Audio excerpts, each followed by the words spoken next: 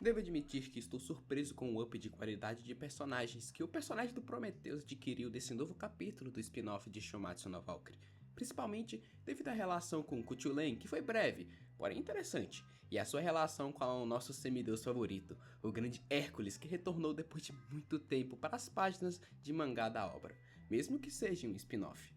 Mas antes de analisar esse novo capítulo, eu gostaria de agradecer aos membros que apoiam a Operação Dublagem, o Jonathan Bloomer, Alma Negra e os membros Japonesa Peituda, os Golds, Marcelo e Adam. Obrigado por apoiarem a Operação Dublagem.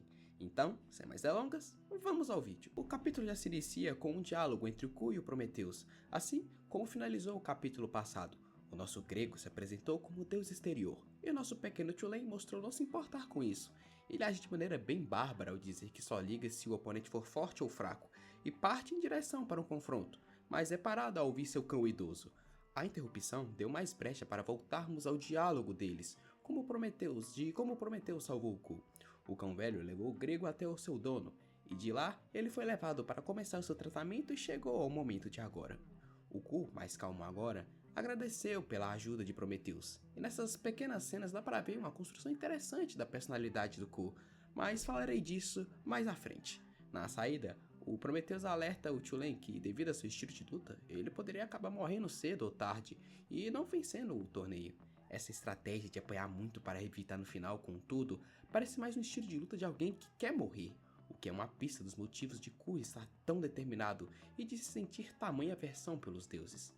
Talvez algo em seu passado tenha feito ele se importar apenas consigo mesmo, após ser traído por algum deus, e algo que ele se arrepende muito esteja consumindo, onde para ele a solução é ou mudar uma regra do conselho divino ou simplesmente morrer.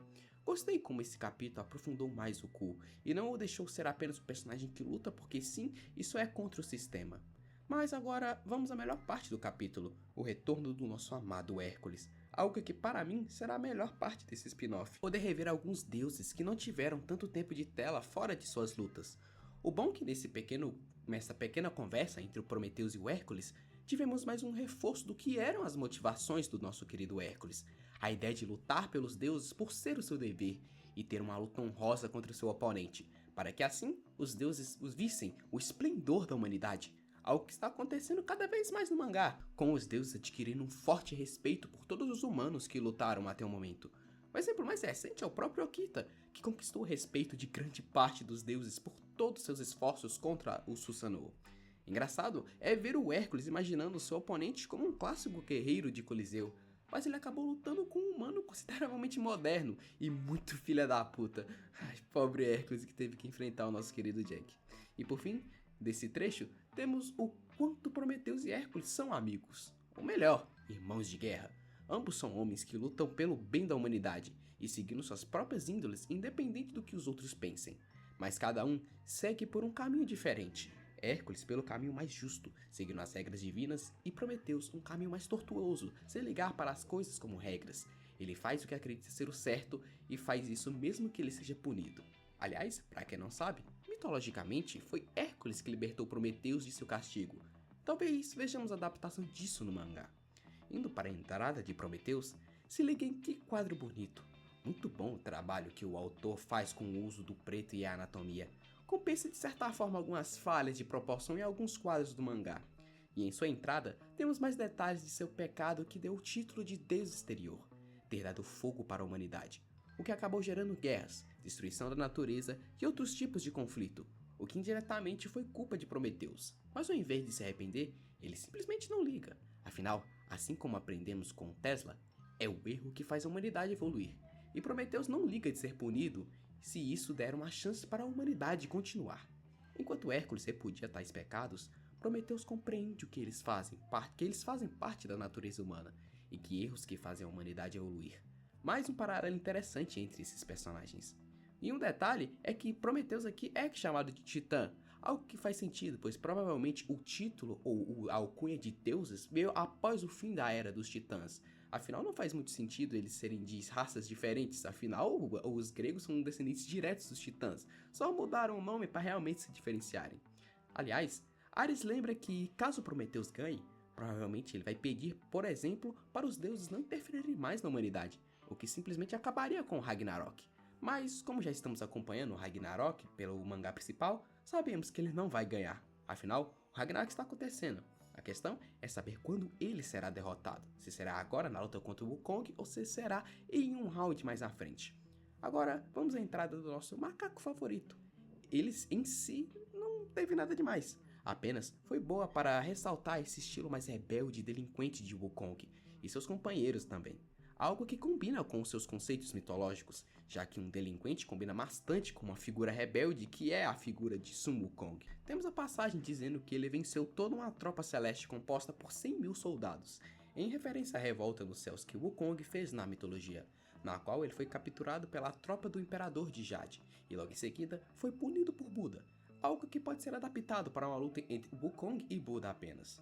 Tem algumas figuras da jornada ao oeste aqui também, mas alguém que podemos destacar é o Emadaio, que se eu não me engano, não é diretamente associado à jornada ao oeste. Eu acho que ele não tem muito a ver diretamente. E que teve agora a sua primeira aparição, que foi uma aparição até que bem tímida. Eu gostaria que ele tivesse uma aparição com maior destaque para sua primeira aparição.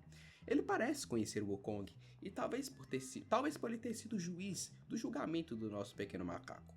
Aliás, eu vi muita gente comentando sobre o design dele, etc. E gostaria de deixar o meu ponto, de que provavelmente ele terá um tom de pele mais avermelhado, assim como na maioria das suas representações mitológicas e na cultura pop, já que não faz tanto sentido ele ser um cara de pele negra. Mas se for, tudo bem, só vai perder um pouco das características mitológicas pelas quais ele é notavelmente mais conhecido. Assim como foi com o caso do Shiva, que inicialmente era para ter um tom de pele negra, mas depois se tornou roxo para ser mais similar à figura mitológica, deixando o design mais único. E para finalizar o capítulo, Prometheus já prendeu a perna de Wukong com suas correntes, antes mesmo de darem início ao combate. Eu sinto que essa luta, o Prometheus não terá tantas chances de vencer. Só espero que ele e o Wukong tenham uma luta bem consistente, e não mais uma luta com muita discrepância de poder, por exemplo, algo que realmente nos divirta, ao contrário de, por exemplo, a luta do Ku contra o nosso querido Ra. Querido não gosto muito do Ra, não gosto muito dele como pessoa, mas como personagem, ele é um personagem bem interessante, que a luta deles realmente não teve tanta trocação de porrada. Foi mais a luta pendendo para o Ra no início, para termos uma virada e a quebra de expectativas com a vitória do nosso querido Cutulain. Eu espero que essa luta tenha bastante coreografia, uma troca de porrada aqui, uma troca de porrada ali, e que eu não sei para que eu estaria torcendo. Eu acho que eu tô pendendo mais pro lado do Prometheus, porque eu achei o personagem dele mais interessante, pode agregar mais a todo o Shumatsu no Valkyrie, mas se o Wukong vencer, eu também vou achar legal, porque eu gosto da figura do Son Wukong. E é isso, pessoal. E esse foi o capítulo, afinal de contas. Se gostaram do vídeo, já deixe seu like, comentem o que vocês acharam e para quem vocês estão torcendo, se vocês são time Prometheus ou time do nosso querido macaco chinês. Obrigado por assistirem até aqui e até o próximo vídeo.